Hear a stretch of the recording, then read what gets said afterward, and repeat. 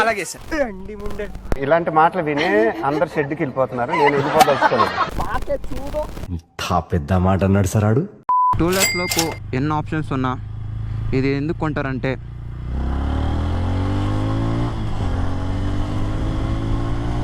ఏం power, 20 hours power. ఇందులో మేము సకలేశ్పురం రైడ్ చేసాము. అప్పుడు టాప్ స్పీడ్ 190 టచ్ అయింది. దాని ముందు వెళ్ళలేదు. ఇందులో వీడు టాప్ స్పీడ్ ఇంక్రీజ్ చేయాలని ఫ్రంట్ బ్యాక్ 2 చైన్స్ ప్రాకెట్ చేంజ్ చేశాడు. ఇప్పుడు చైన్స్ ప్రాకెట్ చేసాడు కాబట్టి 125 130 టచ్ అవుతుంది. టీవీఎస్ వాడు ఏమి ఇవ్వకపోయినా హజార్డ్ లైట్ అనేది కంపల్సరీగా ఇస్తాడు. స్కూటీ కానీ బైక్ కానీ అన్నిటికీ ఇస్తాడు. ఈ క్రూజర్ కేటగిరీకి వస్తే టర్నింగ్ రేడియస్ ఇంతే ఉంటుంది. ఇది ఒకటే డిసడ్వాంటేజ్, ఇంకేం లేదు. ఇది కంపెనీ వాళ్ళు మెన్షన్ చేసేది వచ్చేసి క్రూజర్ అంటారు, కానీ క్రూజర్ అనలేమో స్క్రాంబ్లర్ అనలేమో, రెండిటికి బ్రీడ్ అనుకోవచ్చు. ఎందుకంటే సీటింగ్ పోస్చర్ అలా ఉంది. దీని seat height 795 mm.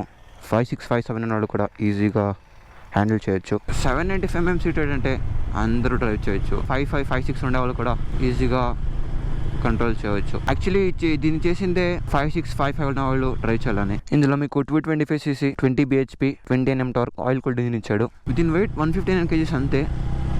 So wait తక్కువ ఉంది కాబట్టి 20 hours పవర్ దీనికి చాలా ఉందని ఫీల్ అవుతుంది. సిటీకి అయితే ఓకే. ఇది చాలా కొనేది డైలీ కమ్యూటింగ్కి, సిటీలో డ్రైవ్ చేయడానికి. మిర్రర్ విజిబిలిటీ ఉండాలన్నట్టే. కానీ కొంతమంది దీన్ని లాంగ్ డ్రైవ్స్ తీసుకెళ్తారో, ట్రావెల్ చేస్తారో, అలా కూడా యూజ్ చేసుకోవచ్చు. కానీ సగం మంది డైలీ కమ్యూటింగ్కి యూజ్ చేస్తే ఇంకా సగం మంది ట్రావెలింగ్ అని యూజ్ చేస్తారు. గ్రౌండ్ క్లియరెన్స్ చూసుకుంటే 191 mm ఇచ్చాడు. స్పీడ్ బ్రేకర్స్లో కొంచెం టచ్ అవుతుంది, చూసుకోవాలి. రెండింటికి యూజ్ చేసుకోవచ్చు, ఎందుకంటే సీటింగ్ పోస్చర్ అలా ఉంది.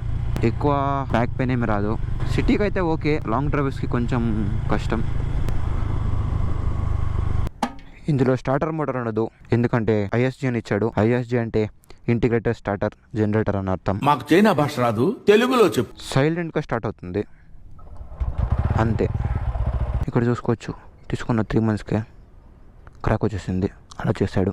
ఇందులో మీకు లాంగ్ డ్రైవ్లో కూడా అంత బ్యాక్ పెయిన్ ఏం రాదు, మేనేజ్ చేయవచ్చు. ఇందులో మీకు front 41 mm upside down suspension ఇచ్చాడు. అలాగే రేర్ మోనోషాక్ సస్పెన్షన్ ఇచ్చాడు. సస్పెన్షన్ పర్లేదు, క్రూజర్ కేటగిరీ కాబట్టి ఇంత ఉండాలి. కొంచెం స్టిఫర్ సైడ్ ఉంది కానీ పర్లేదు. దీని ప్రైస్ వచ్చేసి 1,70,000. చాలా ఆప్షన్స్ ఉన్నాయి. హంటర్ 350 సేమ్ ఆల్మోస్ట్ అదే ప్రైస్ కేటగిరీలో వస్తుంది. అది తప్పితే డామినర్ 250 దాన్ని దీంతో పోల్చకూడదు, ఎందుకంటే అది దాని రేంజే వేరే, దీని రేంజే వేరే. ఇందులో మీకు ఫ్రంట్ 110/70 సెక్షన్ టైర్స్ ఇచ్చాడు. రేర్ 130/70 సెక్షన్ టైర్స్ ఇచ్చాడు.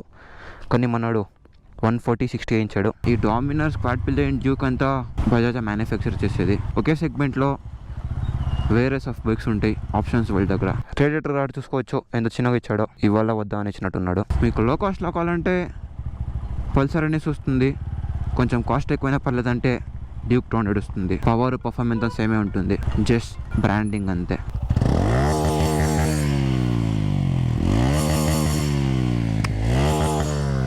సౌండ్ చూసుకోవచ్చు. దీని సౌండ్ హంటర్ 350 కన్నా చాలా బాగుంది. ఇక్కడ టీ షేప్ డిఆర్ఎల్ ఇచ్చాడు. LED హెడ్లైట్ ఇచ్చాడు. టైల్ లైట్ కల్కి మూవీలో గోకల్స్ కాపీ కొట్టినట్టుంది. చూడండి, ఇండికేటర్ వేసినా కనబడకూడదని విండ్షీల్డ్ ఇచ్చాడు. ఇండికేటర్స్ పర్లేదు, బాగానే క్వాలిటీనే ఉంది. యాక్చువల్లీ ఇది చేసిందే షార్టెడ్ పీపుల్కి ఎక్కువ ఆప్షన్స్ ఉండవు. దీని మీద కొంతమందికి బ్యాడ్ ఒపీనియన్ ఉంది, కానీ వాళ్ళని పట్టించుకోకండి. షోరూమ్ విజిట్ చేయండి, టెస్ట్ డ్రైవ్ చేయండి. టెస్ట్ డ్రైవ్ చేసి లేదా మీ ఫ్రెండ్స్ దగ్గర ఉంటే వాళ్ళ దగ్గర తీసుకుని డ్రైవ్ చేయండి. చూసి సెలెక్ట్ చేయండి, బండి కొనండి. ఊరికే ఎవరో ఏదో చెప్పారని కొనకండి. పర్ఫార్మెన్స్ బాగుంది. ఇందులో మీకు ఫ్రంట్ డ్యూల్ పిస్టన్ క్యాలిబర్ ఇచ్చాడు, unnamed brand. Rare single piston calibre ఇచ్చాడు. ఇందులో సింగిల్ ఛానల్ ABS వస్తుంది. సో రేర్ బ్రేక్ కొంచెం జాగ్రత్తగా ఉండాలి. ఎక్కడ చూసినా కన్స్ట్రక్షన్స్ చూడండి. ఇష్టం వచ్చినప్పుడు తవ్వుతారు, ఇష్టం వచ్చినప్పుడు వేస్తారు. అదే ఇండియన్ గవర్నమెంట్. రోడ్ ఎంత బాగుండేది, ఇప్పుడు చూడండి ఎలా చేశారు. ఇందులో స్టాండ్ వేసేటప్పుడు నోటికి వస్తుంది చూడండి, ఎంతో పైకి ఉందో. పెడితే ఆల్మోస్ట్ పడిపోయింది అనుకోవాలి, అంతుంది బండి. ఇండియన్ గవర్నమెంట్ ఎలా అంటే ఎలక్షన్స్ వస్తే చాలు,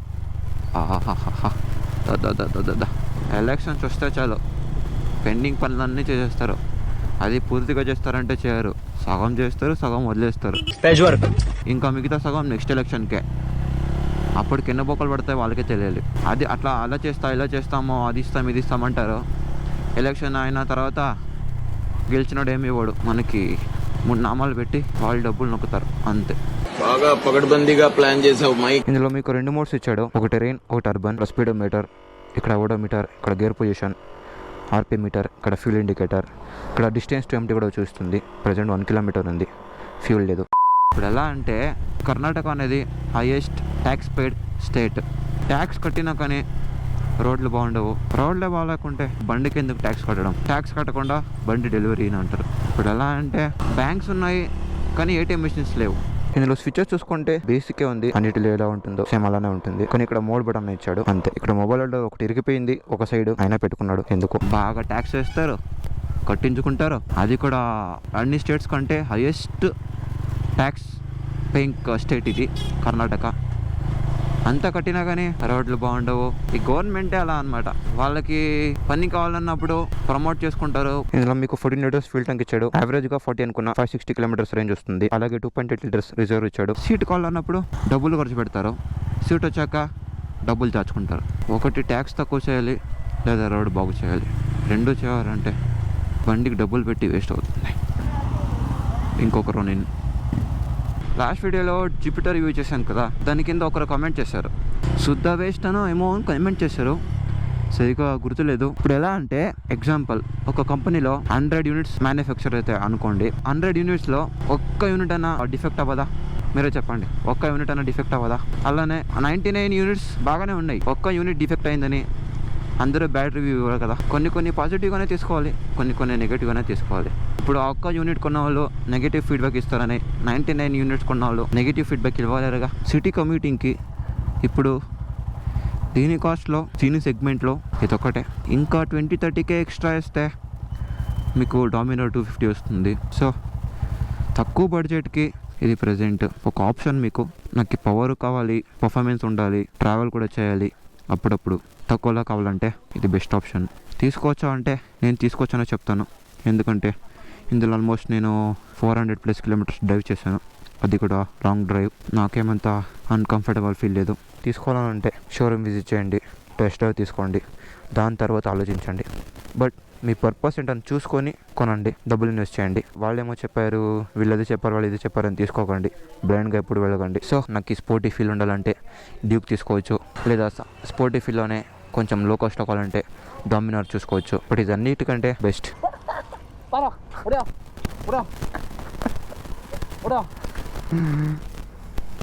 రండి ముందే బాకే చూడు బాకో